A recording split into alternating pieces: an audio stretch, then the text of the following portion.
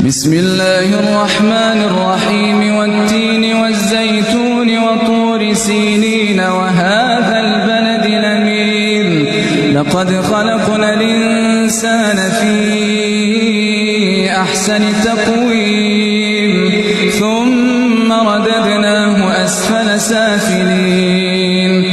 إلا الذين